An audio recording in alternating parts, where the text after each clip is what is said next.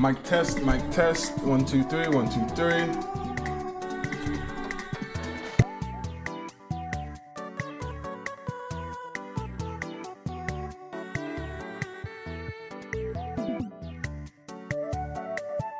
Mic test, 1, 2, 3.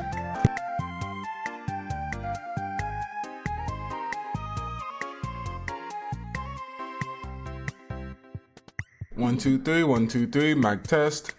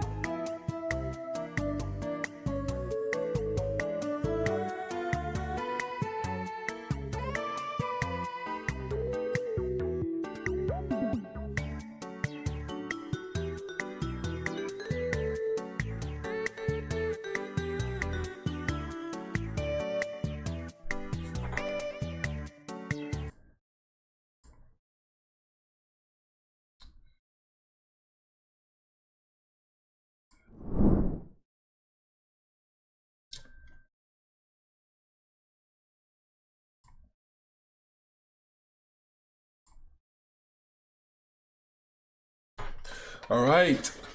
Testing. Can everyone hear me? Oh. Testing. Can everyone hear me? Are we good to go? Type 1 in the chat if you can hear me.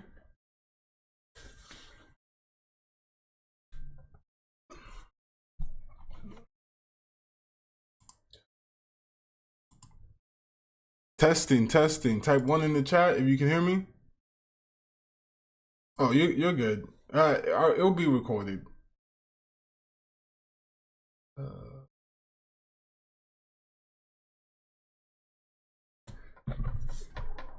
Okay.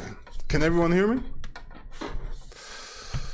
I cannot start until I at least hear people.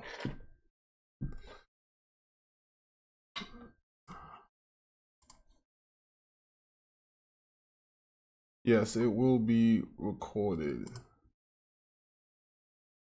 Dragon Fruit, testing. Tyler, testing. You guys can hear my voice? Yes? Okay.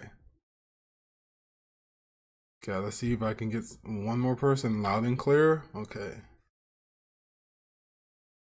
All right, just let me know. Let me know if it goes in and out. So, welcome to the first seminar of the Aegis Path to Aegis Enlightenment Discord server. I am your host, Laegis, and we are going to talk about how to beat Steve as Aegis. Oh. So a disclaimer, due to the enormous amount of counterplay against these two top tiers, I will focus mainly on the Aegis counterplay. If you would like more information, I will provide the resources in your respective channels in the Discord, because a lot of the information, it's a lot. I have a whole bunch. I have two playlists. I have at least about 20 something videos that all talk about how to beat these two characters specifically. So I just feel like it would be a waste of time for me to really repeat their talking points. So we're just going to focus on the top tiers and how Aegis can counter them. This guide is going to be a collection of information that I have gathered from VODs, counterplay videos, personal experience, and from the character chords. This is also a generic game plan for the matchup, so it's really up to you to adapt to the Yami layers. If they decide to do this other option, it's up to you to really put in the work to adapt. Without further ado, let's begin. So the objectives of this will be, we will talk about Steve's game plan, their win conditions, their weaknesses, how they play neutral, advantage, disadvantage, Aegis's game plan against those, and then the stages, right? How to selectively pick the stages that you need. And then to also, I will provide examples at the end of clips of these interactions that you should be looking for or to avoid. So the win conditions of Steve. Steve's win condition is basically their resources, their access to their resources, right? For example, blocks, having blocks creates walls, which helps them in neutral, it helps them in disadvantage, it helps them in advantage. Iron, we all know, minecart, anvil, a powerful burst option, a powerful disadvantage option. Diamond can kill you early. Gold, which is used to power the minecarts faster, and you have faster moves, so that's a pain as well. And then wood, just a basic block that's used for walling. Oh no, it's supposed to be stone. I think it's stone. But anyways, so their strengths. Touch of Death. A really good Steve player can 0 to death you. It is what it is. You're going to die.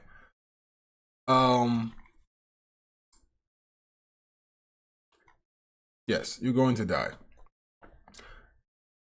Strong plus fast burst option. Minecart with gold, powerful burst option. really can make it hard for the close range and being in the mid range. A strong vertical disadvantage option, plus out of shield, anvil. Footstool anvil, I feel like that's, I think if I remember, that's 4 frames. So that's a broken kill option. If you get hit by it, you know, you're dead. Edge guarding option with blocks. We've all seen it. The gimps, everything. It's disgusting. The ledge trap options with blocks plus the TNT. Their ledge trapping is broken. And the easy access to resources, right? Setting up blocks, it's very difficult sometimes to really get in. Just going to do one mic check to see if you guys can hear me. Can everybody hear me?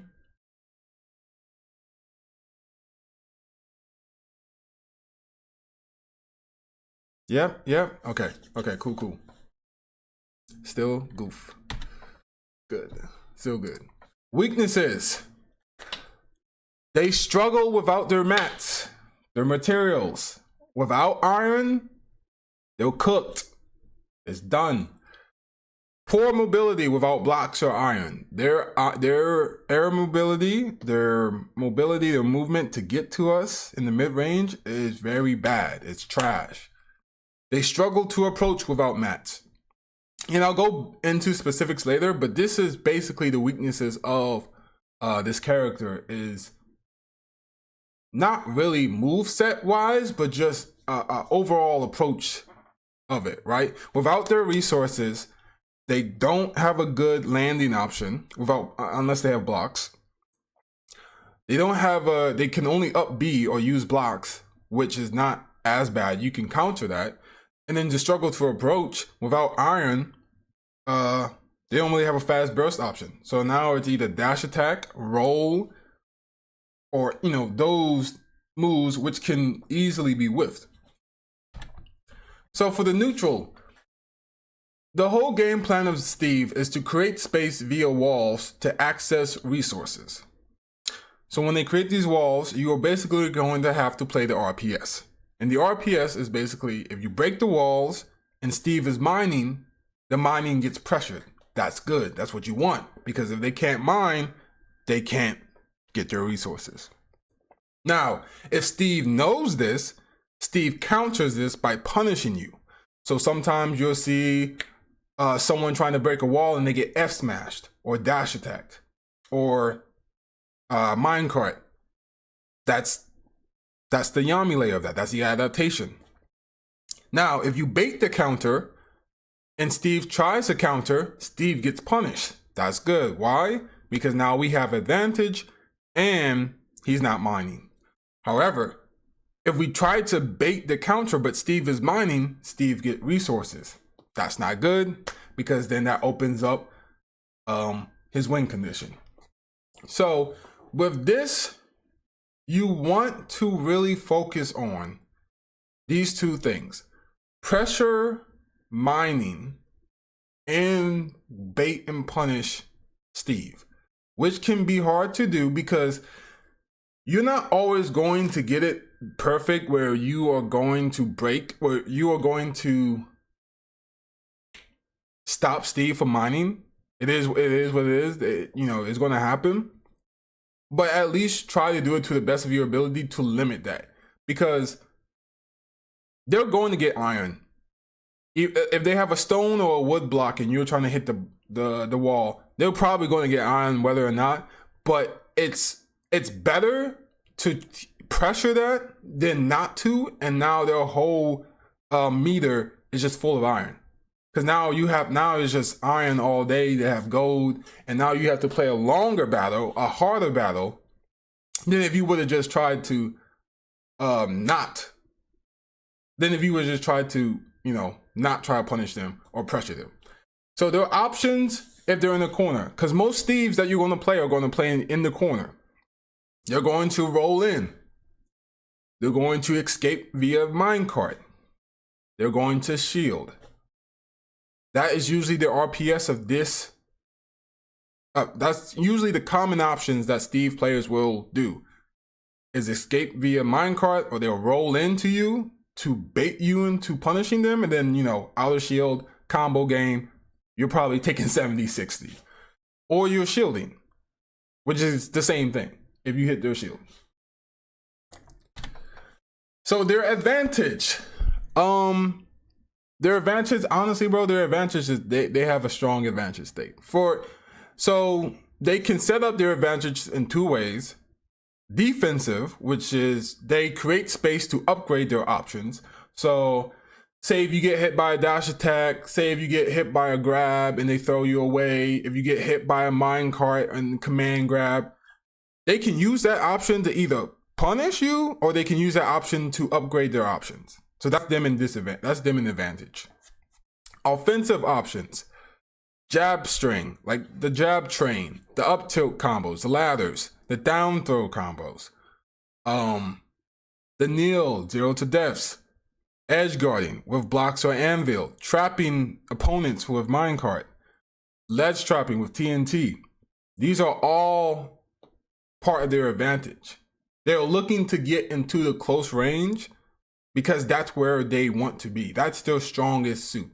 You can probably get hit by a lot of minecarts and not really, like, you'll take damage, but it's different compared to their close range combo potential.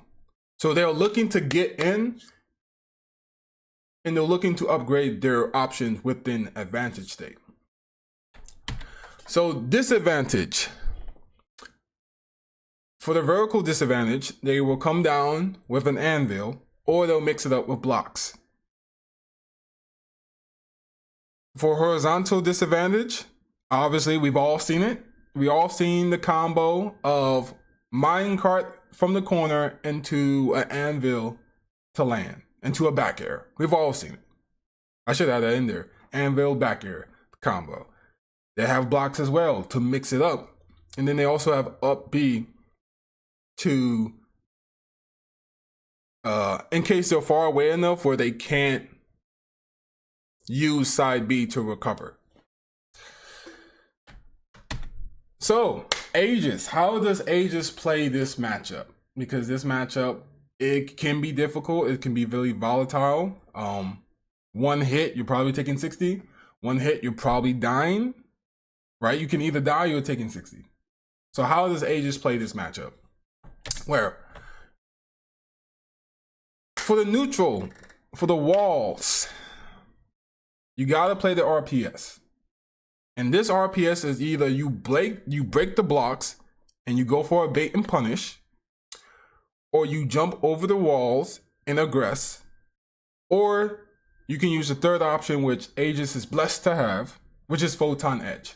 Photon Edge not only breaks the blocks, but it's also able to punish Steve for mining. Because you have to remember, Steve has 9 frames of in lag when he mines. So when he mines, he has the mental stack of, are they going to break my blocks? Are they going to jump over and attack me? Right? So he's constantly moving with that mental stack. It's a 50-50. He's constantly thinking of a 50-50. Now, if you add in Photon Edge, now he has to think a little bit more. He has more to worry about, because now it's okay, well, now I might have to shield for the Photon Edge now. If he shields for the Photon Edge, you can break the blocks. You could jump over. So now he has more stuff to really, 9 frames, it's unfortunate. It should be longer. But so now that's the RPS you should be playing when it comes to the walls. For breaking blocks, you can use your F tilt, you can use your down tilt, you can use fair. You want to make sure that you hit the bottom block so you can fully break it. Because once you break the bottom, I think the top one kind of crumbles after that. So that's what you want to focus on. For minecart, when they use minecart to escape or for neutral, you have 3 options. You can either roll in, you can jump back, or you try to hit Steve in the minecart. So when you're hitting Steve, you kind of have to hit him like you would hit Bowser Jr., right? Because his cart has armor, but his hitbox, like his hurt box doesn't. So if you hit him in the hurt box, that, he'll won't hit you with the side B. So it's kind of the same thing. So you gotta focus on hitting him in the head so you don't get hit by the minecart. Jumping back is good because if you jump back, and we all have seen it where, yes, we've all seen it where you try to punish him in the side B, but then he comes out with a fair or a bear and then he hits you. So the jump back, what that does is that counters that move. Because now you can whiff punish that move and just not get hit. And it's also good because now he's wasted a resource, right? Rolling back, rolling in, that's good if the Steve is in the minecart. And it can be good if he's not. The only issue with that, though, is that Steve players can punish you for rolling in with an anvil. So you want to be careful in that situation, right? I haven't really seen a lot of Steve players do this, though. So just taking it in precaution. But this is kind of like what you want to focus on. You either jumping back, you either trying to hit Steve in minecart, or you're trying to roll in. You want to space your moves against Steve's shield because I don't know why they gave him a frame 7 out of shield. I think that's stupid, but he has a frame 7 out of shield. So naring into him, dash attack, all that's going to get punished. So you really want to work on spacing your options, right? So a spaced fair, a spaced down tilt, a spaced F tilt. You want to work on spacing your moves against his shield. And then the mats RPS. This is just something personal that I have came up with. You guys can, add on to it. But if they have no walls, and if they have no walls but they have iron, you want to really work on the mid-range, play in the mid-range and bait and punish so you can react to the minecart. If they have no wall and no iron, you want to claim that space, still try to bait and punish them since we don't really have a lot of good moves if they shielding, or you want to wall. You want to make the Steve squeal if he's in the corner. Because if he has no walls and he has no mats, like iron, he is going to be frantic. He is going to try to either attack to get out or play very defensive. I played against a Steve in bracket, I think Thursday, and his main disadvantage when he had no mats, he would just attack. He was full blown attacking. I'm getting out of here, or he's rolling in. Rolling in, as far as I'm seeing, is literally one of like the most common options I've seen Steve do is rolling in. So make sure walling is a good option for that. Because they can't do nothing. Their mid-range is bad. Their whole game plan is get me into the close range and hit you. If they can't do that, it's wraps. So you really want to play the mid-range, and Aegis is very good in the mid-range. Pyra's good, Mithra's good. So focus on that situation. Advantage state. You want to force them to waste their mats, bro. Waste their mats. They should not. You make every single time you get them into horizontal or vertical disadvantage, they should be dropping an anvil or a minecart. They should be using up gold. They should be using up iron. That's the whole, basically, that's like literally the whole game plan. It's for them to waste their mats. If they don't have iron, that puts them in a worse situation.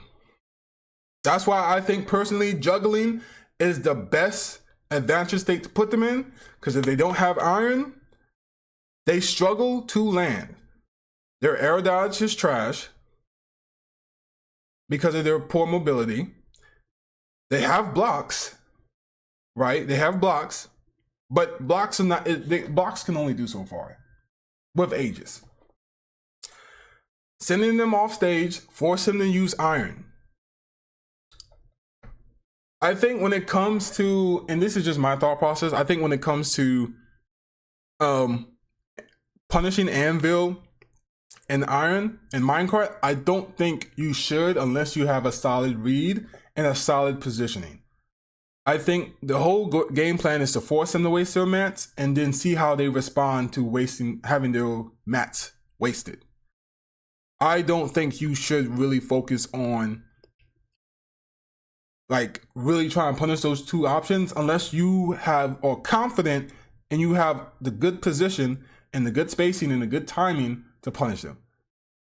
And then break the crafting tables as well, because if you break the crafting tables, they have to use iron. I believe it's 2 stones, 1 iron, and I think it was something else.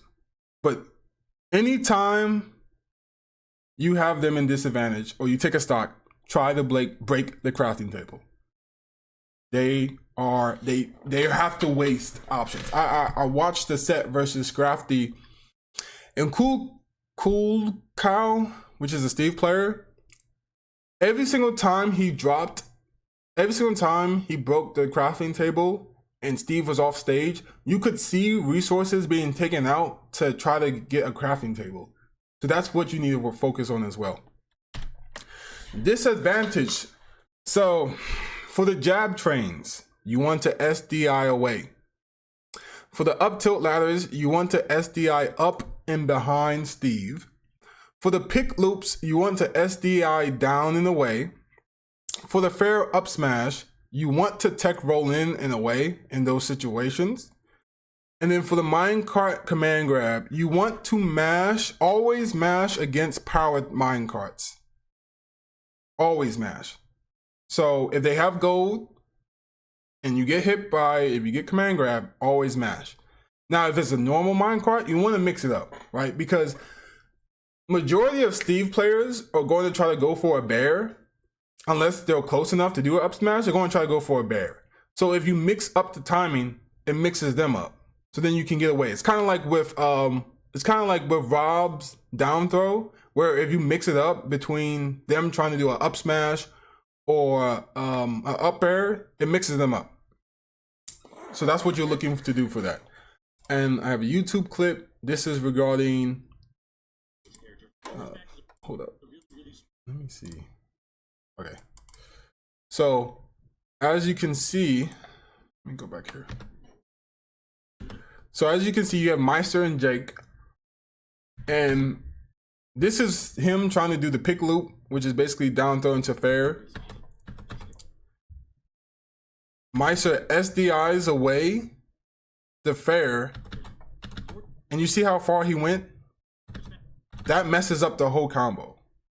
So I highly recommend using this, working on using SDI and watching this video for flick SDI, dash walk SDI, and triple SDI, especially against Steve, is really helpful.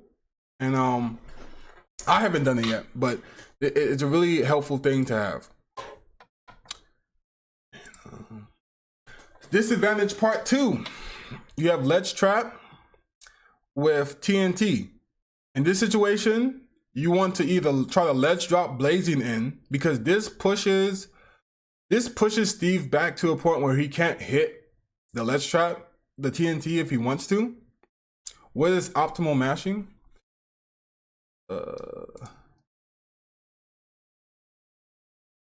Optimal mashing is the circle spinning, to my knowledge, or mashing the circle using the joystick with pressing the buttons.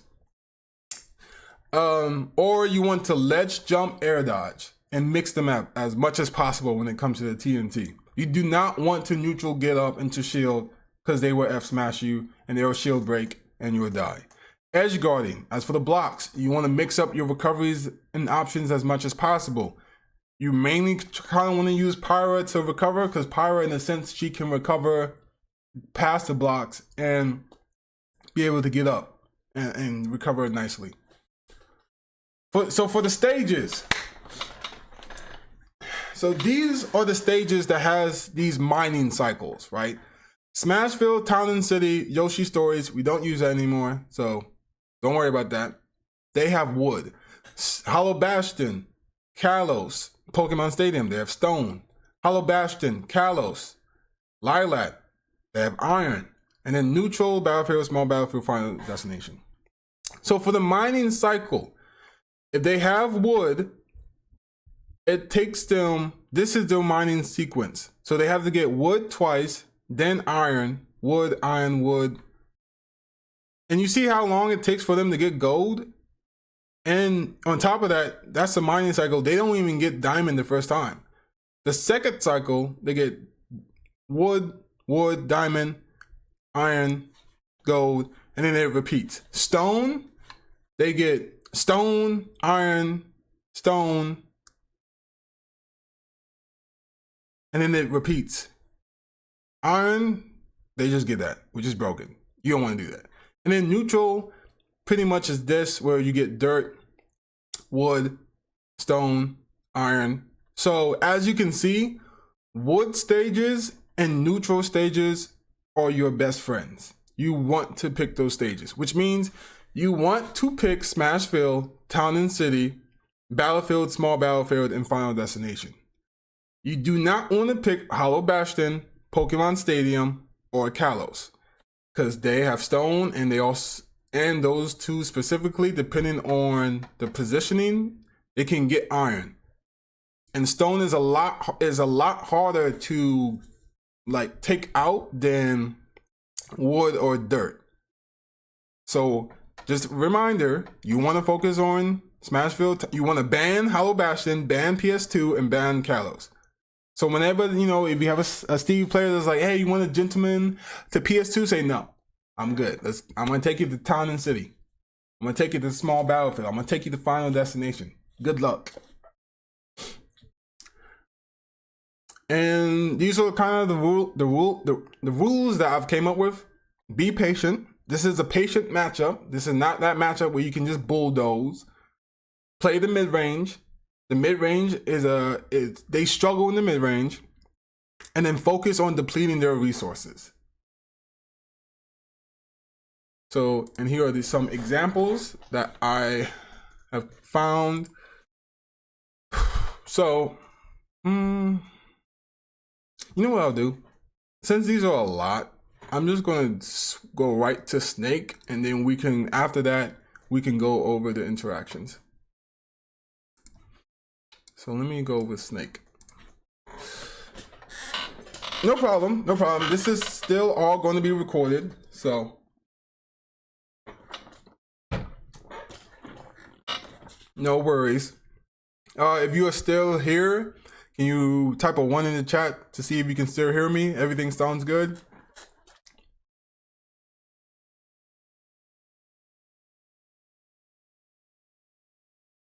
Okay. Sound good? Okay, I'm still good? Good. So how to beat Snake. This matchup, I like a lot. I think this matchup is really easy. I think this is this is a winning matchup for Aegis. So, go and put my disclaimer out there again. There's a lot of information on YouTube regarding this character, so I'm going to keep it short. This guide is going to be a collection of information that I've gathered from many sources. This is just going to be a generic game plan. So this game plan should work depending on, this game plan will work on the matchup the way it's supposed to be played. So if you're playing a Snake player that's not playing grenades and they're like dash attack heavy, this game plan might not work as well. You'll have to adjust the game plan. But this game plan is specifically for how Lord Sakurai intended this matchup to be played. So we're going to talk about the objectives. We're going to talk about Snake's game plan, win conditions, weaknesses, neutral, advantage, disadvantage, Aegis' game plan against that, and the stages. Win conditions of Snake. Grenades. Frame 1 option. They limit approaches. They limit movement. They don't have any stale. So you're always taking 10. Nikita. Powerful edge guard option. You're probably dying most of the time. C4. Limits approaches. A great stage control for Snake. Also can kill. Sticky, C4, or just, you're not paying attention. The grenade. So these are the different tosses. And this is really important to get down, is the tosses. The stance toss for grenades. They have 3 grenade tosses off the bat. Normal, high, and low. And then the item toss. So that right there is the normal toss. That right there, that's the low toss. That's the forward toss, I call it. And then this one right here, that's the high toss or up toss. And then that's the hard throw. I call it the hard toss. But yes. So those are the tosses. Now here's a tip for the grenade timing. The grenade explodes in 2.5 seconds. So there's a tip that I saw from the Snake's Discord. If you download this software and then you set the metronome to 70 beats per minute, the tempo at 70, the measure at 4, and the subdivisions at 3, if you time that with the 2.5 seconds, it times really good. And so if you just keep putting that in your head and getting that timing, you'll get that timing down. So that's just a tip. Now, the reason why I highlighted these 2 options is because normal toss is used a lot in this matchup. Forward hard toss is used a lot in this matchup. The low toss, I have never seen a Snake player do the low toss. But for the up toss, I've seen Snake players do this when they're in the air. And this toss is the toss that has the less frames. So it's less likely to punish. You're less likely to punish this toss. But the reason why I highlight these 2 is because you, as Aegis, you have so much time to punish these tosses. And all of these right here, all of these tosses are usually uncooked grenades. So you can pick them up and throw them back. If they do a hard toss, that is going to be a cooked grenade. You probably want to move away from that.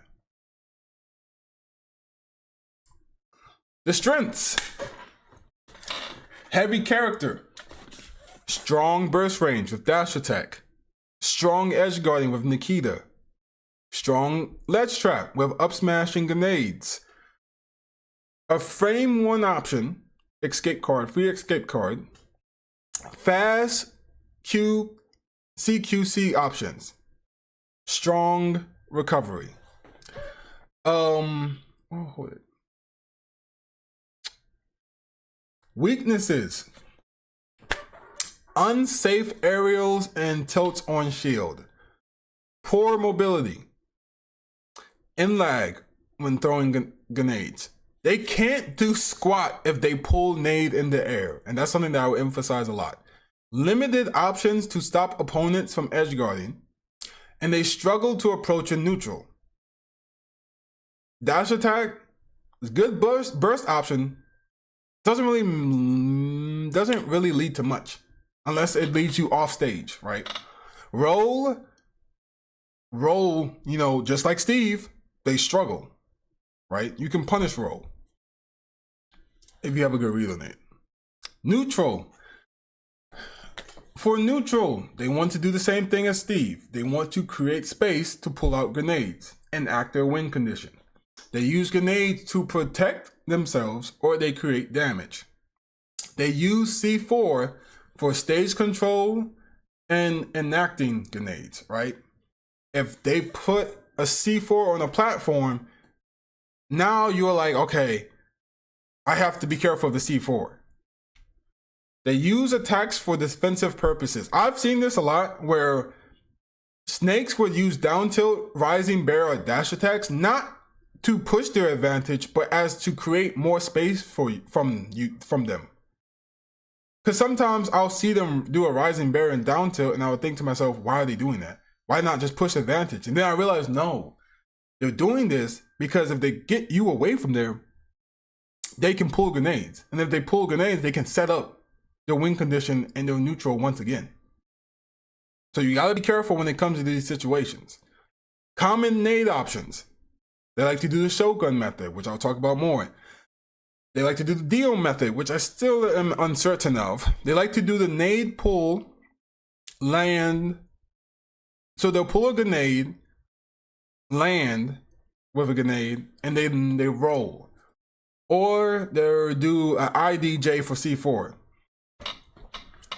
Now, the reason why they do an instant double jump for C4 is because if they try to drop a C4 with a full hop, they're going to get hit.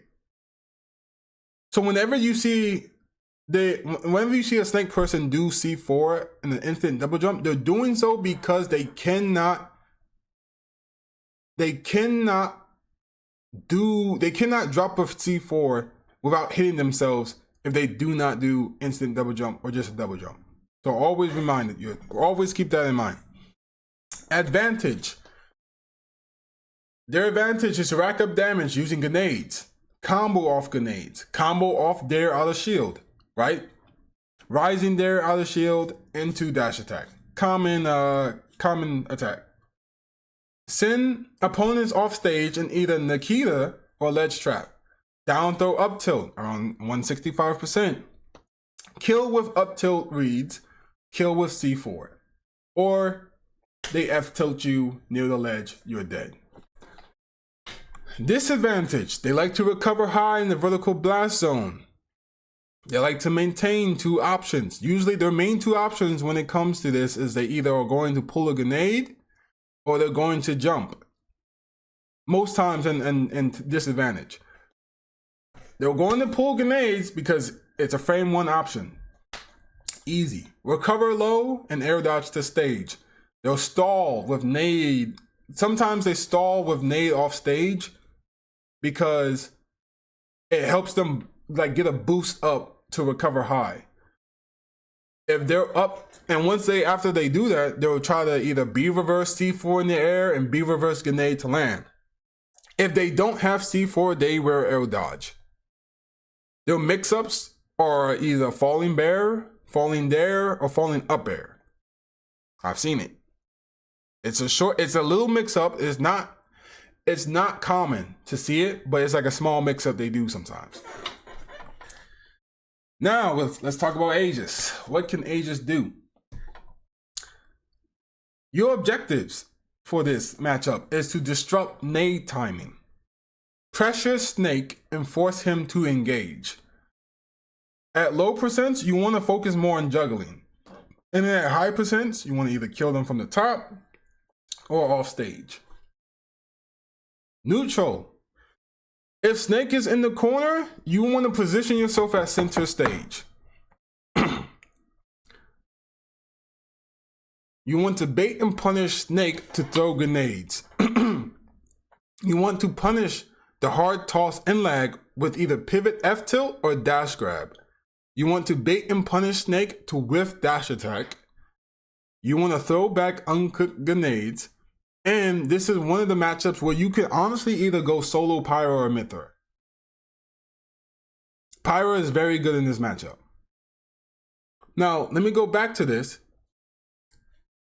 And I'm going to explain to you why Aegis is very broken in this matchup, especially Mithra. When Snake throws this, you can throw it back.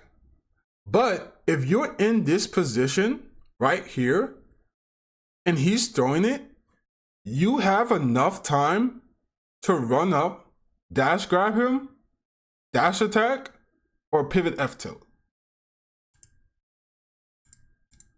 And if he picks this up, right, and he's throwing, oh, what the heck happened? And he's throwing this, and you're right here, you have enough time to dash attack, dash grab, or pivot F tilt him.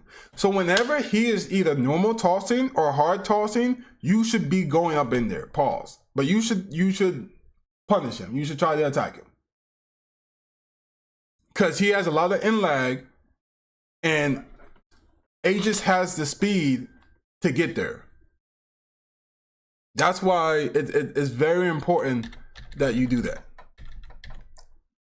So for advantage state, you want to focus more on combos that send Snake into the air. You want to be willing to trade damage when Snake pulls grenades, right? Focus on hitting Snake's feet or head when he's in vertical or horizontal disadvantage. If they pull nade in the air, aggress. They cannot do anything in the air if they pull a grenade. If they pull a grenade, they cannot air dodge, they cannot jump, they cannot attack. They cannot do nothing. They are weak when they're in the air. If they're landing, they are weak. So you punish at all times. If they want to trade damage, trade damage. Trade it. Go for it. Don't be scared. Fight. Smash. But remember, always aggress and punish if they pull a grenade in the air because they have no room to breathe. Make sure they cannot breathe if they pull a grenade. Main disadvantage states you want to put this character in the air. They have poor landing options. C4 is their only savior in this option. And if they already have a C4, they've already used it and it's on the ground, they cannot pull a grenade. They have to air dodge. They have to attack. So their options are very linear without C4. Platform pressure. If you have a hard read, go up for a grab. What are they going to do? They are more worried about the grenades much as you are. Drift Lightning Buster. Lightning Buster in this matchup is broken because of the iframes go past the explosion. So you can punish Snake's shield and you can punish Snake's shield or punish him if he has grenades. So keep that in mind. Up tilt away from grenades, right? If you're not close to the grenade and if you can't hear it, just mash up tilt. It can't do nothing. Combos. Keep your combos frame tight, right? If you aren't confident in going for advanced combos, keep them simple, keep them cool, right? Your focus should be this character, this matchup, they're going to pull a grenade each and every single time I hit them. So your focus should be, like for example, if you do down tilt fair, don't go for the second fair. I know we all love to do that. Don't go for the second fair. Drop that string and then go for a dash grab or something to punish them because they're going to pull out a grenade. They're going to do it. You got to understand, Snake players and Steve players are very, very similar in the fact that they are bots. They are bots. They have a hive mind. They all think the same. None of them think different. If you play one Snake player, they're going to do the same thing as the other Snake player. It's just facts, bro. I haven't played a lot, but I've watched a lot to see that these guys, they all play the same because it's a mindset of minecart is strong, so I'm going to use it 24/7. Grenades are strong, so I'm going to use it 24/7. That's their mindset. So if you have a counter to beating that, you're just going to keep cooking them the entire day because they have. If that's their mindset, you are messing them up mentally. Because now, every single time I use minecart and grenades, I'm getting punished. So minecart is not strong anymore. Grenades are not strong. What do? I don't have another game plan. So always, always, always aggress if they are pulling grenades in the air, and keep your combos frame tight or drop combos to punish them for pulling a grenade. If you have a stock lead, force Snake to play your game plan. The whole point of Snake's game plan is to stop their opponents from approaching. If you take the first stock, their game plan changes, right? Because you're not dying to cook grenades until like at least on 180, 200, right? So now they have to play your game plan, which is, I have to catch Mithra. I have to get in Pyra's long range. So now this is where they struggle because Snake's mobility is garbage. Dash attack is your best mobility. So if you're scared of dash attack, if you're not confident with punishing that, just go on platforms. It's not going to do nothing. What, they're going to use Nikita in neutral? They're going to keep throwing grenades? Sure, bro. I'll just move around it. It's like their game plan crumbles if you take the first stock. Disadvantage. When it comes to Nikita, Fair is strong. Pyro's Fair is strong against Nikita because it kind of like keeps it from hitting you fully. So you can use Fair to hit Nikita and still recover. Flame Nova to mix up Nikita. Photon Edge can go past Nikita sometimes. It's a 50-50. Swap, you can swap through it as well. Ledge trapping. If they do up smash repeatedly, you want to ledge jump air dodge. Now you can do a ledge drop blazing in, but you will get hit. It just is what it is. Get up attack against grenades. If they leave grenades, you want to get up attack because it beats out the explosion, or you want to time your get up against the nade explosions. If you are behind the stock, play patient. Stick to the game plan. Stick to the game plan. Right? Throw back the grenades. Throw back uncooked. Punish them for hard tossing or normal tossing. Right? Punish their dash attacks. Keep and send them into the air. Just play the game plan.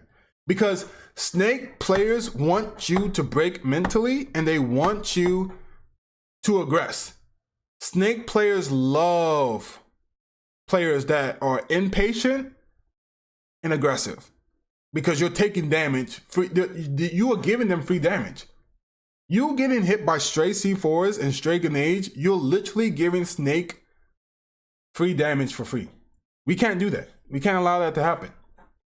They have to work to get their damage on us. If they put a sticky C4 on you, swap. Or you can foresight. If you want to be a OG, you can foresight. But swap is your best friend because it literally gets rid of the situation entirely.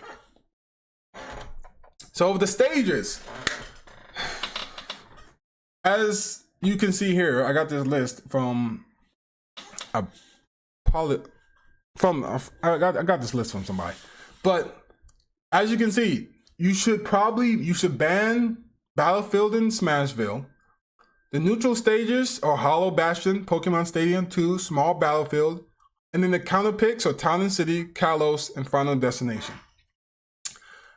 In my honest opinion, I think Asia's best stages are Pokemon Stadium, Small Battlefield, Town and City, Final Destination. I think those are her best. And then Battlefield is like a 50-50, right? Because they can land easier, but you can also kill them quicker. So it depends. But Smashville is bad, I think.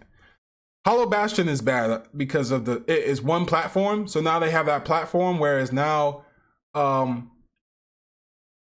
if they put a C4 on that platform, that's like half of the stage they've taken over. So now it's a lot harder to really play that matchup because now they have half of the stage is their stage control. So you have to really play against that Hollow Bastion. Town and City is good because Town and City is good because honestly it's FD plus Hollow Bastion, but it switches from that. So then there are games where it's Hollow Bastion, so it's going to be hard, and then it's like 2 seconds later it goes to FD, and now it's like you're good, you're straight. So yes, you should focus on this. Now this was also another stage tier list that Poppin' Swiss made, who was a former Snake player. He said S tier was Pokemon Stadium 2, Battlefield. A tier was Smashville. B, we don't worry about B. C was Kalos and Town and City, and then D was Final Destination. So as you can see, Town and City and FD are already bad, and also Kalos. So those are stages that you should look for. Now, as for the Pokemon Stadium 2, I disagree. I think I disagree because if Aegis takes the first stock, that's a huge stage. Snake has to approach somehow, some way. So it's really dependent on how you play the matchup. Yeah, I guess because in FD it's hard for them to land. It's harder for them to land, and C4 is kind of like useless in this situation because they don't have a platform to have stage control. So it makes it harder for them. That's why FD is good against this matchup. Now the rules for Snake. Whoever has the stock lead has control of the tempo in the game. If you have a stock lead, do not give up your stock. Don't try to aggress, don't try to commit, force them to play your game plan. Because they have to, they have no choice. They can't play their own game plan because you have the lead. You can win with that lead. So they have to play you. So don't give it up for free. Never give up your stock lead for free against Snake. Let them fight for that. Always look for C4. Whether it's in landing, if it's in neutral, disadvantage, and advantage, always look for C4. You do not want to get hit by a straight C4. Don't be scared of grenades. Don't be scared of them. If they throw a grenade, dash past it, walk past it, jump past it. You do not have to shield against grenades. Run past that, bro. Run past it. Don't treat it like it's like a crazy projectile. It explodes, but it has a time limit. And not a lot of Snake players are going to have a time limit where it's like that. So don't be scared. And be patient. This is another matchup where you have to be patient. This matchup is not one for the weak. The reason why Snake players do good and are broken and are even considered top tier is because of the mental. They win the mental game each and every time. If you're patient and you're not scared of grenades, you will win. So, with that being said, that is the end of the presentation. I will now go into the examples. Also play with sound. That's really, yes, playing with sound is really important with Snake as well. You want to play with sound. But now we will go into the examples. So for Steve, punishing post anvil. This is a clip.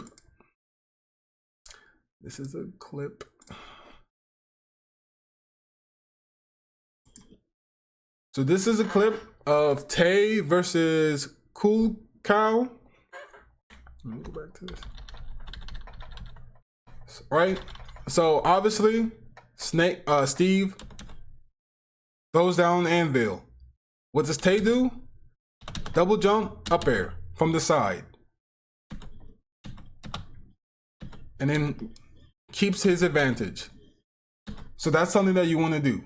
If you see it, move over, go to the side, up air, keep maintaining your advantage. Steve, this is a negative interaction.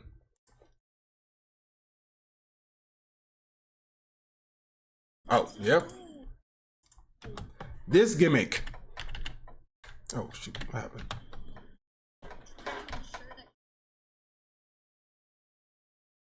Right? If you ever see a Steve do this, you either want to bait and punish the grab or stay outside that range. Because whenever they put a block down, they're looking to cheese you. And as you can see, you try to go for a grab, you roll away, got grabbed, did not tech, he's dead. So in this situation, I would say for this strategy, if you see it, don't even bother punishing. Let him whiff punish. Because guess what? Guess what in this situation he could have done, right? He got the block. Steve has no mats. He got no mats. He doesn't have a strong burst option. He's in the corner. This is his weak spot. You know what you do? Bait and punish, play in the mid-range, you know, force him to make the decision. Do I want to mine right in front of Mithra's face, or do I want to attack and get out of this situation? right? You could go Pyra, use space F tilt. This is a situation you want to be, not in this situation, but this is basically what you want. No mats, 87%. He's cooked. He's in the corner. Let me put these away. All right. Beating blocks with photon edge.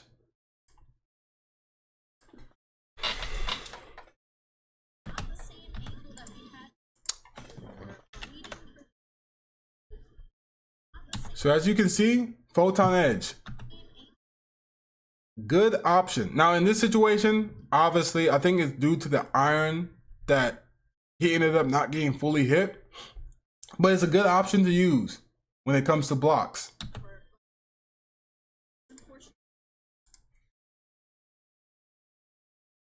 Now this is a clip of MK Leo.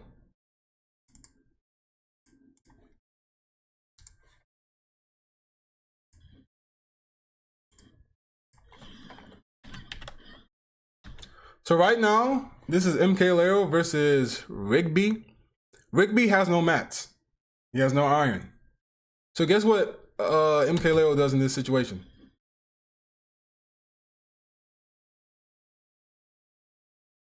Aggresses. Puts him in the juggle, puts him in the air. He doesn't have anything. He's struggling to land. He aggresses. So when he, like I said, if he has no iron, aggress in this situation. Let's see.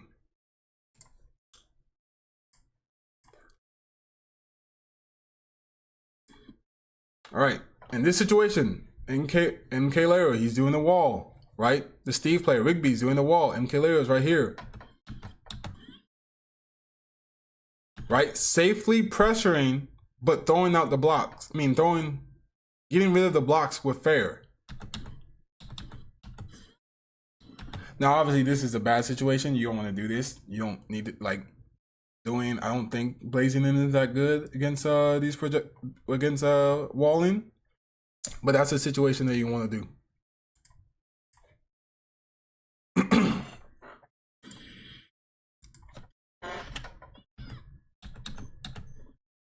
Right, he uses bear to hit the blocks. Now, this situation right here, I'll be completely honest. I've seen a whole bunch of Steves do this. What they'll do is instant double jump in this situation, in this height, and they'll go for a side B. They'll go for a minecart. I've seen it time and time again. They'll do this. So you want to position at least around here. So when you want to position right here, and you want to hit them with a rising fair. Because when they do this, and he double jumped, so you probably do want to double jump in this situation. He hits him full clean in the hurt box. So that's something that you want to do. So just keep that in mind. They will jump and do side B. You want to position yourself around the platform and then double jump to hit them. Punishing post anvil. So this is another example. Rigby puts down the anvil. What does MK Leo do? Goes past the corner, goes to the side, back airs. Maintains his advantage state. Right? Even in this was actually perfect. Right? Doesn't try to interact with the minecart. He puts down a block. Steve will put down a block, goes for an anvil. He doesn't do anything. Guess what? He just wasted 2 iron, and he did not punish MK Leo at all.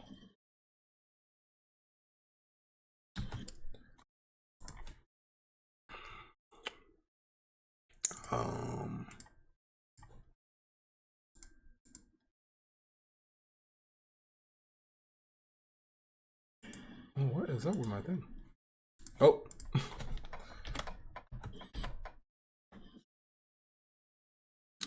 So this is another example. If they don't have mats, if they don't have iron, what they'll do is they'll place a block to mix up their recovery option.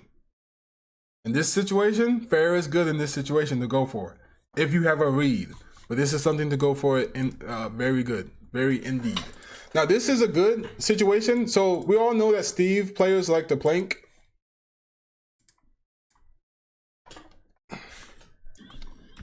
So this is a good one. Obviously right now you can see that Steve is planking. Leo goes for a dare, spikes him, F smash. Pretty good, pretty good. So yeah, that was pretty clean. That was pretty clean. So keep that in check. Dare will hit them, and then you can go for cool stuff like that. Foresight minecart.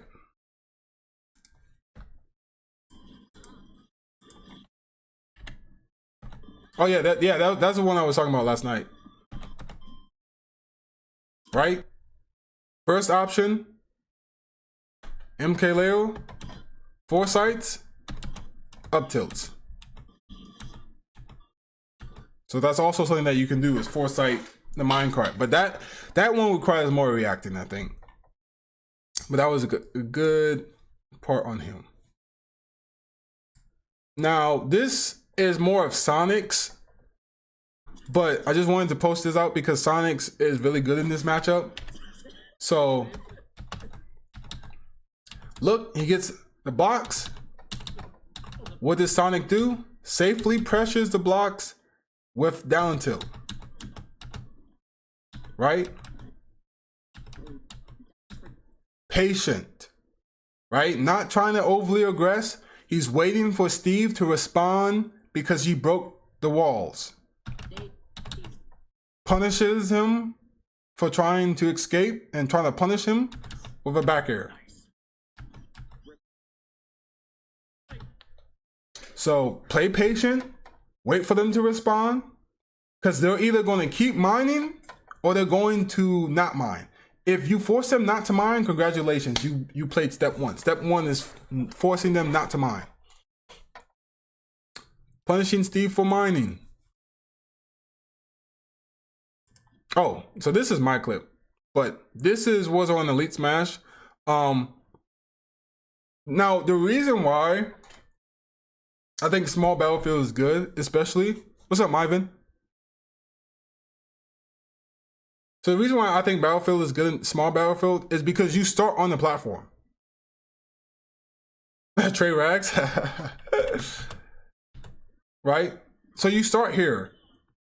So if they mine here, boom, look at that. This is, remember, they have a 9-frame window when they mine. So Aegis has enough time to come here and punish them for doing that.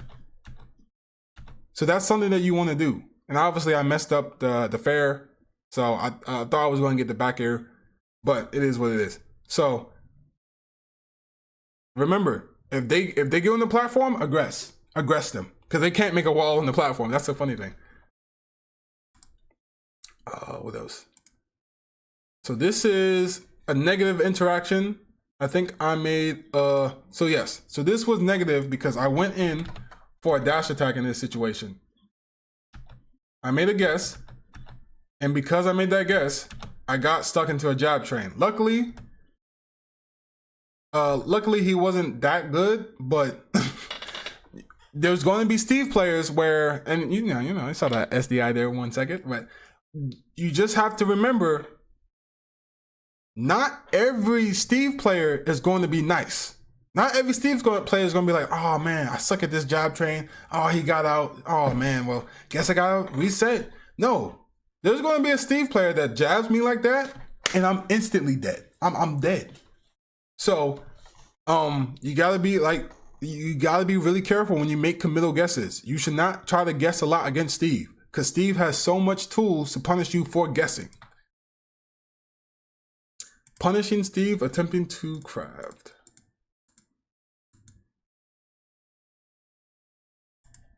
Oh, yes, this is something else that I saw.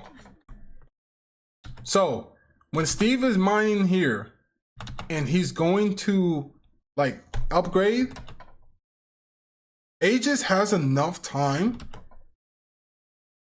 to come in and punish Steve for upgrading his options.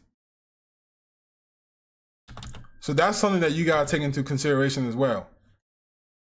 That's why I'm like, Aegis is broken against these matchups, because not a lot of characters can just say, oh, I have the mobility to reach Steve or Stake in time where I punish them for either upgrading their options or throwing their options. Yes.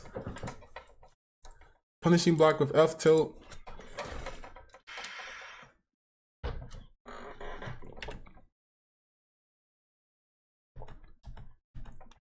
As you can see, F tilt is a really good option against that dirt.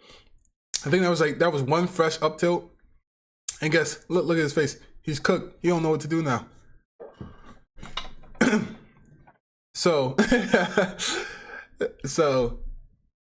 F tilt is good. So this is a common option I've seen. This is a common option that I've seen against a lot of Steve players.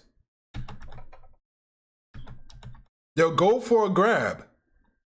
For some reason, I keep thinking I have enough time to grab this, but I don't, right? He spot dodges. So in situations like this, you want to go for a rising nair. Whenever you see them grab, go for a rising nair.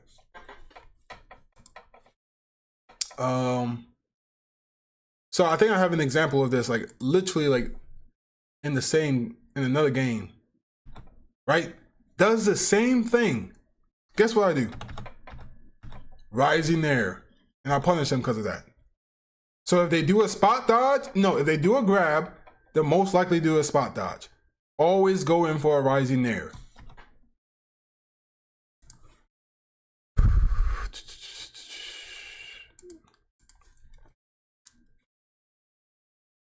Oh, this is something else too. If you want to get really cheeky with it, and they do this, right? He double jump, block. He double jump, block, side B. Guess what? Guess where I'm at? I'm at this position right here by the platform. Guess what I do? Back air. Boom. So back air fair. Those are good options for that. Yeah, rising nair is good. Now, I think rising nair when it comes to like that is better than jab, because you at least get to follow up with that. Now, this is another clip of Sonic's. I was trying to find like SDI up tilts. So in this situation, Sonic's is SDIing the up tilt. Oh shoot, what happened?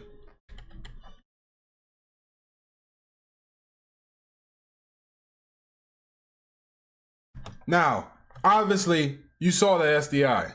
Now, obviously, you can look and see he still got 66, but it was good enough. You probably still going to take 60 damage, but it's better than a nil combo or a 0 to death.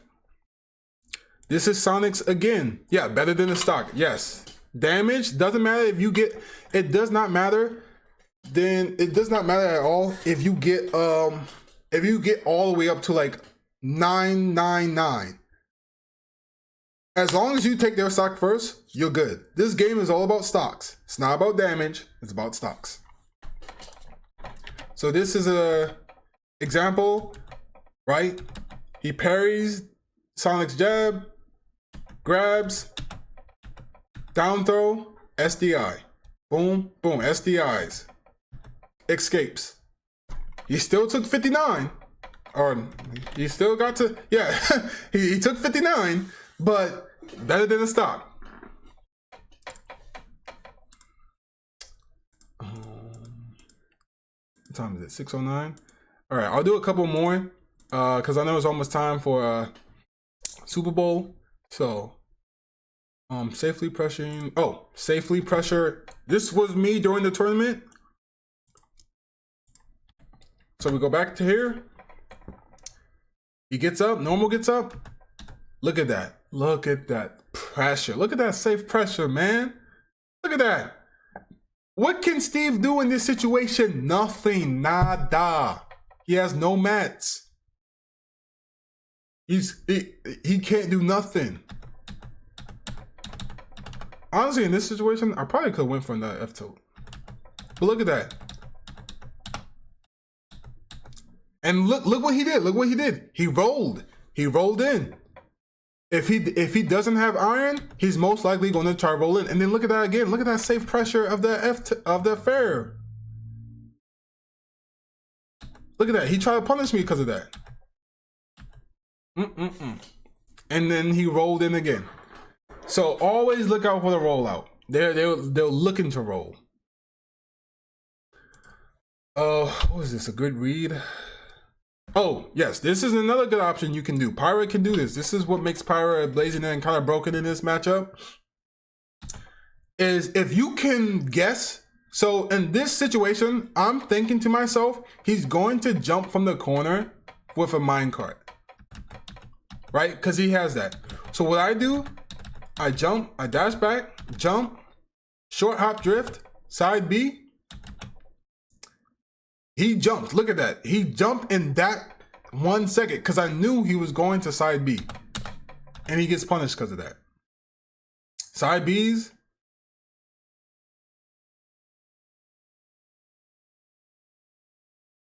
I get hit for that, but he wasted his mats. And that's all that matters. Let's see. Punishing. Now, in this situation, I'm in the right position to punish Steve for that.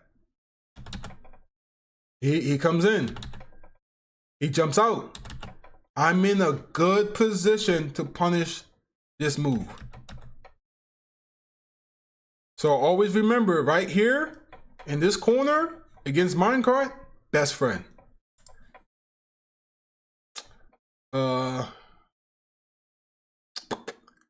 Oh, this is another clip of me punishing, right? Oh, hold up.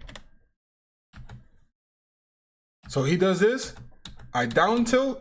He has 9 frames of in lag, right? In this situation, I either break the blocks, jump over, or guess what? Photon edge. He came in, he tried to counter me for trying to break his blocks. I punish.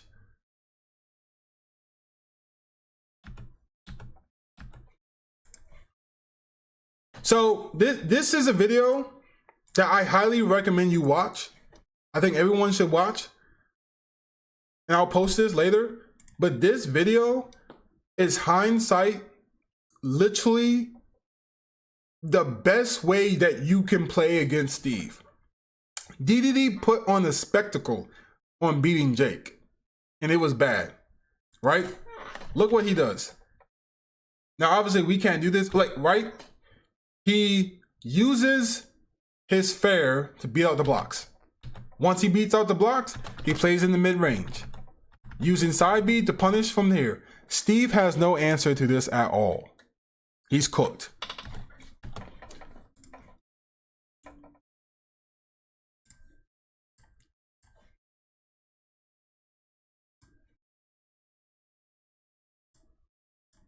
Right? Look at this position. Oh.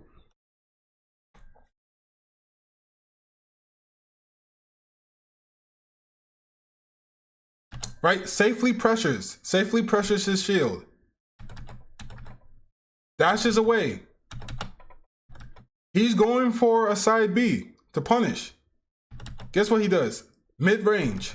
Comes in. Punishes Steve for coming out. Perfect.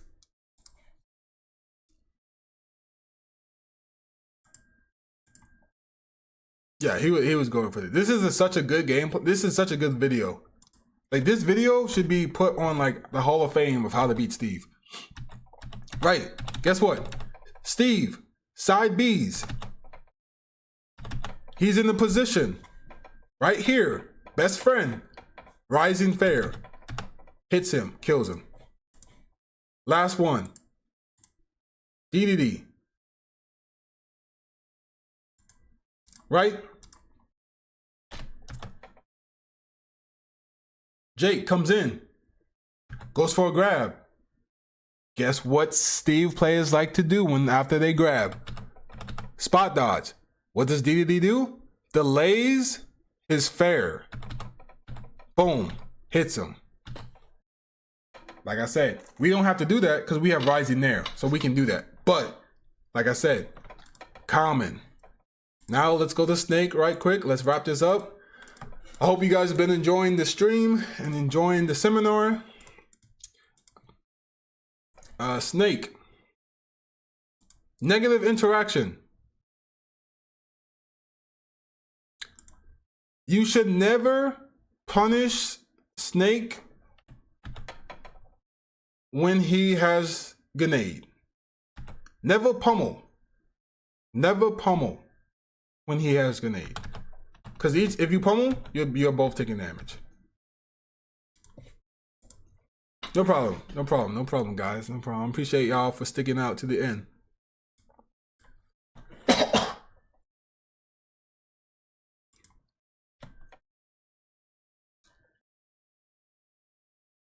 In this situation, oh, Cosmos.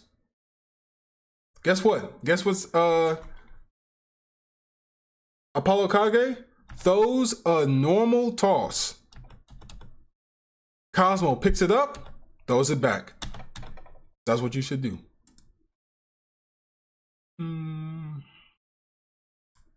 This is a negative situation. Now, this situation happens to a lot of people. A lot of people. Right? You're trying to punish Snake when he's in the air. Try to go to Pyra, get a quick, cheap kill. Drops the C4. Double jumps, explodes. You get hit by the C4. Cosmo got hit by cheese. It is what it is. But that's something that you gotta be careful of. Nade throw? Punish nade throw. Oh.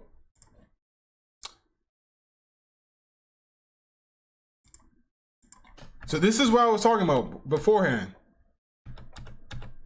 Right? Apollo Kage, he does the Shogun, not the Shogun method. This is not the Shogun method, but he basically throws this. He's about to throw it. Look where Cosmos is. Right there. He throws it. In this frame, in this range, Snake is an end lag. He cannot do nothing in this range. If he throws it right here, I think the grenade has to be like around here for him to be for him to react, or for him to basically pick another option. He can't do anything. He's stuck in end lag. So this gives you enough time to punish. Okay, so it's like right here where he can react again. But that gave him enough time to punish. This is another common thing that Snake players like to do. If you get up close to them, right? They'll have a shield. They'll pull a grenade. They'll walk up like this. Now, if you see Snake players walking forward, most likely they're looking for a grab. So whenever they're moving forward, they're looking for a grab. Be careful. If they walk back, what they're going to do is shield and then spot dodge. What did Cosmos do? He ran up, shield, punished the spot dodge with a Rising Nair and picked up the grenade as well. And then guess what? And guess what happened in this situation? He did that, threw it. Guess what Apollo Kage did? Pulls out another grenade like a bot. Like a bot. Like I've been trying to tell you guys, it's a hive mind. They are bot players. He had no reason to pull out a grenade in that situation. He just did it for the love of the game. And guess what he took for that? He took 20 damage off of that. 96. Now, if he would have switched to Pyra in this situation, he would have been dead. But and then he goes for a back air. So that whole stock was clean off of that one interaction. So just remember, these people are bots. And in another situation, this situation, this is why this is so important to have the stock lead against this character. Because What can he do in this situation? Like, seriously, what can Snake do in this situation?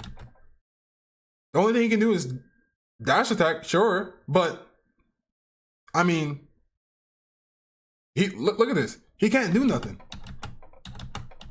There's nothing that Snake can do at all. He tries to roll in, tries to punish that. Like, Cosmos did not have to do anything. I'm gonna be completely honest. Cosmos did not have to do anything. He did not have to do this at all. He could have just jumped back. As soon as he rolled in, he could have just jumped back onto the platform, reset neutral. What can Snake do? Nothing. He cannot do anything. So whenever you're in a stock lead, let them come to you. They can't do nothing. Exactly. That's what I'm saying. Yes. Yes. Disengage. There's nothing that Snake can do if you're up a stock. If you are in the stock lead, there's nothing he can do. He literally has to pray that you fall for like C4s or you try to approach him and you get antsy. Other than that, there's nothing he can do.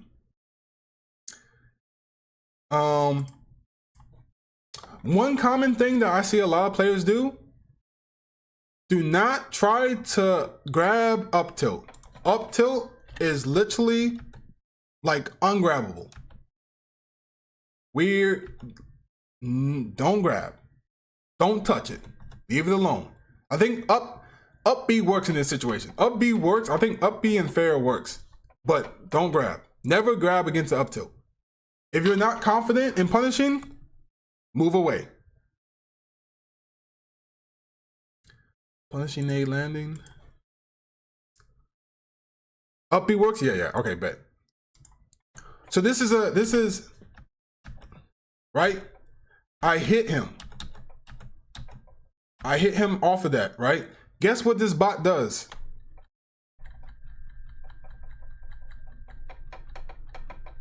Pulls a nade. They can't help themselves. It's a drug. It is a drug. They cannot help themselves. What do I do? Go for a grab. They cannot help themselves at all, bro.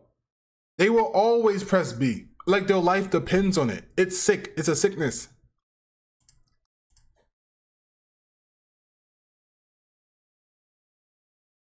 Oh, like I was telling you, if they pull a grenade in the air, aggress. Now I messed that up. I should have kept aggressing. But he pulls a grenade, aggress. They cannot do anything when they're in the air with a grenade.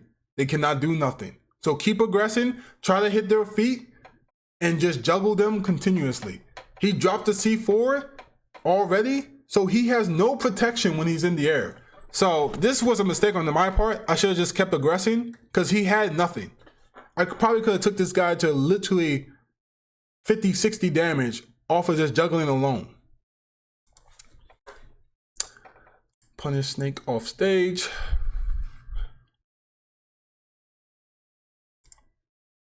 So one thing that a lot of Snake players like to do to mix up, to stop you from punishing them off stage, is they like to throw freaking grenades to the stage. So what you do is you punish them off stage. Don't worry about the grenade, because most of the time when they're throwing a grenade, it's a toss, right? So it's an uncooked grenade. Just go off stage, punish them. They can't do nothing. They're so weak off stage. It's insane. It's literally insane. Bait and punish Snake's landing. We're almost done. So here's the thing. Like I said, if I can get it. So guess what? Drop C4. They all love to do this. Double jumps. Activates it. Guess what? Can't drop another C4. So what he's going to do, if they don't have C4, air dodge. What did I do? I just waited it out, bro. Played it cool. Up tilt. That's it. If they use their C4, or if their C4 is already on the ground, they are going to air dodge. Always look for the air dodge. They have no choice. It's in their DNA. Yeah, just like that. Now, this guy, I'm not gonna hold you. This guy was going crazy. But this is the example of C4 swapping. So he hit me with this footstool of grenade. Hit me with a landing dare. Jab lock, I guess it was a jab lock into a C4 sticky. Right? He's sticking me. It's on my head. I jump, swap. I'm safe. Just like that. No more C4.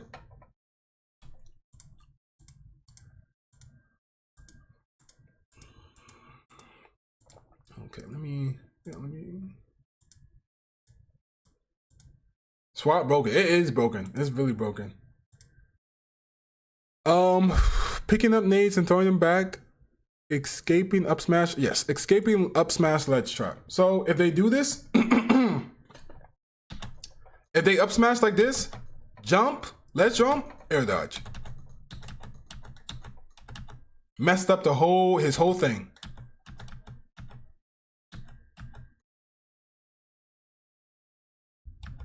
Messed up his whole thing. Just like that. Ledge jump, air dodge. Don't gotta worry about it. Now, this is a common thing I see. Be very careful of this situation. Be very careful of this situation. So when, right, I tried to punish him, right? So what happens is, if they neutral air dodge up here, the cipher usually comes in this way. If they neutral air dodge, not even that. If they come in like this, the cipher goes in this way. So what happens is, if you try to punish it, you get hit from the cipher. And because of that, it can sometimes take your jump, right? Took my jump. I tried to recover. He came in with a falling bear. I'm dead. Just like that. So really be careful if they recover like this and the cipher is coming this way, because you can get gimped easily. Punish Snake's landing. Oh, right. So look, up smash. He comes in with a C4. He does a B reverse nade pull. You know what that means? Punish, aggress. Can't do nothing. If they pull a grenade, you always punish. I don't care what happens. Punish. Like your life depends on it. Lightning Buster on Platts. This is a broken move.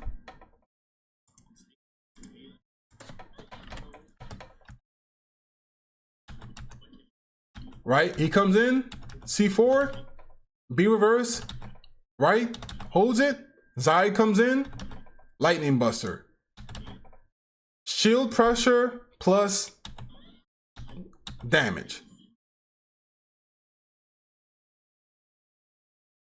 So, use Lightning Buster if they're on shield. I mean, if they're on plats. Blazing in is good. Blazing in is another good move.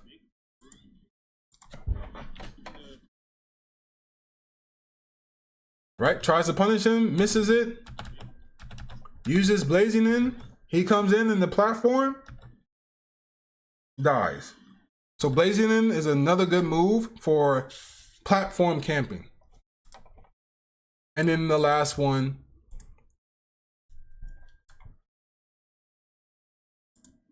This is Myvin.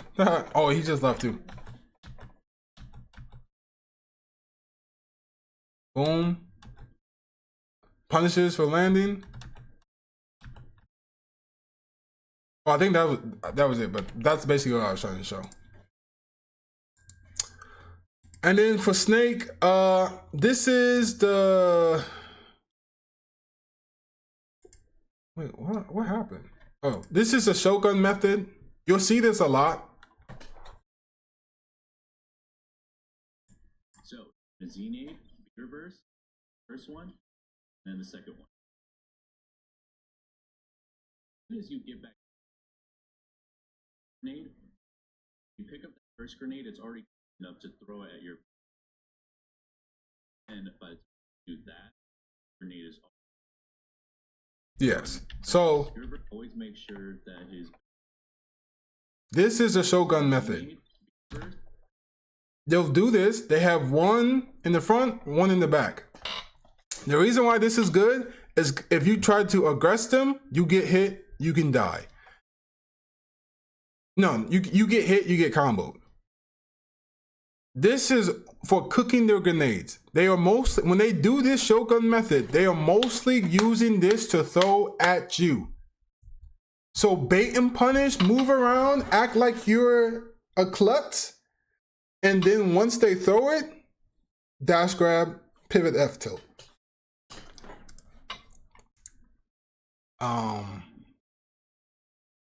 Another thing that they like to do, like I said, they like to. So you see in this situation, he comes in with a grenade, shields, roll. They love doing that. They love doing that. I don't know why, but they love to do that. So always try to look out for the roll if they are shielding in that situation. And this is another variation of the Shogun method. So he does the Shogun method, boom, boom. But then what he does with the second one is he throws it. Now, if they normal toss it like this, what they usually are looking for you to do is because their thought process is this. He's throwing it. It's an uncooked grenade. My opponent is probably thinking, oh, it's uncooked, so let me grab it. I'm going to grab it and throw it back. So what I'm going to do is come in and try to punish them for trying to punish me, or try to throw the grenade, or try to punish me in that situation. So Hurt did this to Spargo. I don't have the clip, but Hurt did this to Spargo because Spargo fell for it. And he was able to punish him and get he got 70 off of that because of that. So when they do the normal toss, be careful, right? You can pick it up, yes, but then you gotta see what they're looking for. Because he did a down tilt, but sometimes they do a dash attack. So just be careful in that situation. Don't always fall for the normal toss, right? It's like giving a dog a bone. They're trying to give you a bone, and then they're going to punish you for that bone. So just be careful. And yes, that is it. That is it of how to beat Snake and Aegis. I will save the VOD. I will post the playlist and all the resources to the Discord. I will probably make VODs of this on my YouTube channel, so be on the lookout for that. I appreciate you guys for coming out and sticking it through. Hope you guys have a good rest of your day. I did it right before the Super Bowl, so I'm happy off that. I'm good. So, appreciate you guys. Have a good one. We'll have our next one soon coming up, so be on the lookout.